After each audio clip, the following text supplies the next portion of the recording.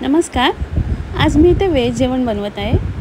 त्यासाठी सर्वात अगोदर तोंडी स्वच्छ धुवून त्याचे दोन्ही टोकं कापून घेते आणि वरून 2 चिरा पाडते.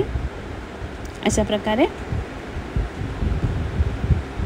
इथे कढईमध्ये तेल घेतलेलं आहे. त्यात एक बारीक चिरलेला कांदा परतून घेते, ओलं खोबरं परतून घेते, लाल मसाला, हळद, थोडासा गूळ घालून सगळं एकत्र मिक्स करून घेते.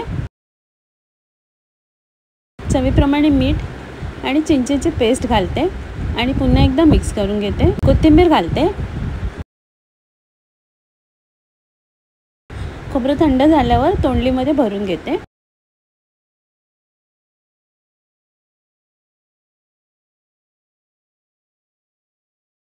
अशा प्रकारे तोंडलीमध्ये मसाला भरून घेतलेला आहे.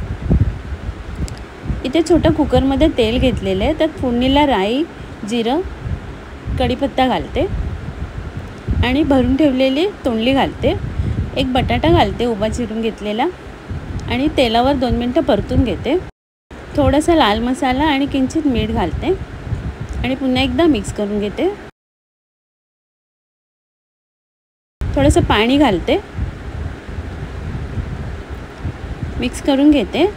कोथिंबीर घालते आणि झाकण लावून 2 शिट्ट्या काढून घेते.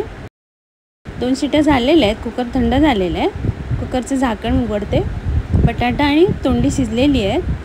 त्यातलं थोडंसं पाणी गॅसवरती पुन्हा आटून घेते. पाणी आटलेलं आहे. भरलेली तोंडली तयार आहे.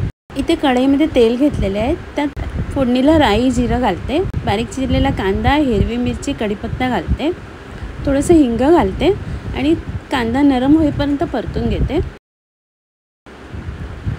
कांदा नरम झालेला आहे. त्यात हळद घालते, मिक्स करून घेते. इथे कुकरमध्ये चवळी शिजून घेतलेली ती घालते आणि कांद्यावर परतून घेते. चवीप्रमाणे मीठ आणि थोडासा गूळ घालते आणि मिक्स करून छान उकळी काढून घेते. झाकण लावून उकळी काढून घेतलेली आहे. आता झाकण काढलं आहे मी. त्यात ओलं खोबरं घालते, मिक्स करून घेते आणि 2 मिनटं शिजून घेते. चवळीतलं पाणी थोडंसं आटलेलं आहे. कोथिंबीर घालते. चवळीची उसळ तयार आहे.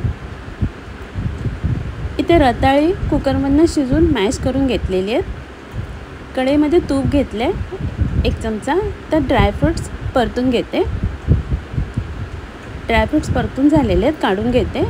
त्यात मॅश करून घेतलेलं रताळं घालते आणि तुपावरती परतून घेते. त्यात बारीक चिरून ठेवलेलं गूळ घालते आणि रताळ्याबरोबर मिक्स करून घेते.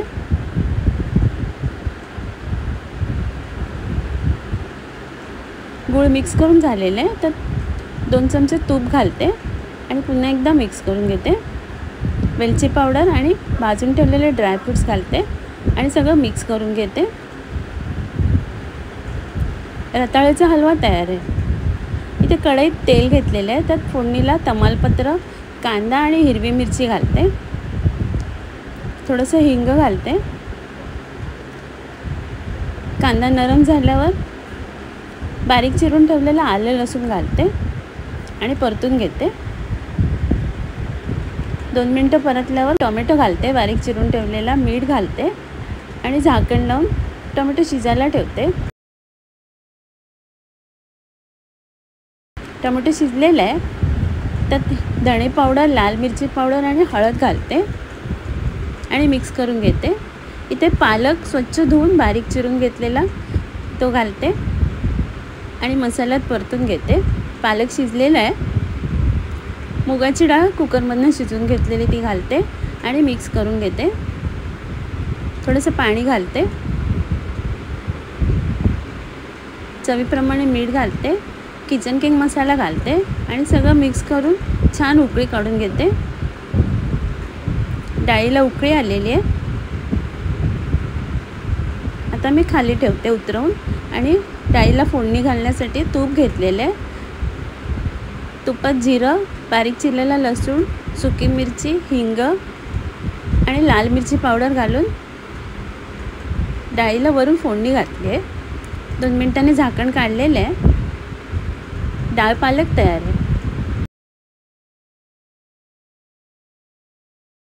रताळं घेतलेले, त्याचं साल काढून घेते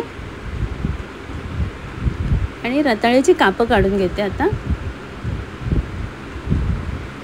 कापं काढून स्वच्छ धुवून घेतलेली आहेत. त्यात लाल मसाला, हळद, मीठ, लिंबाचा रस घालते आणि थोडंसं पाणी घालून पेस्ट करून घेते आणि रताळ्याच्या कापांना लावून घेते आणि मसाला लावून 10 मिनिटासाठी बाजूला ठेवलेलं. इथे रवा, तांदळाचे पीठ आणि लाल तिखट मिक्स करून घेतलेले आहे. ते रताळ्याच्या कापांना लावून घेते.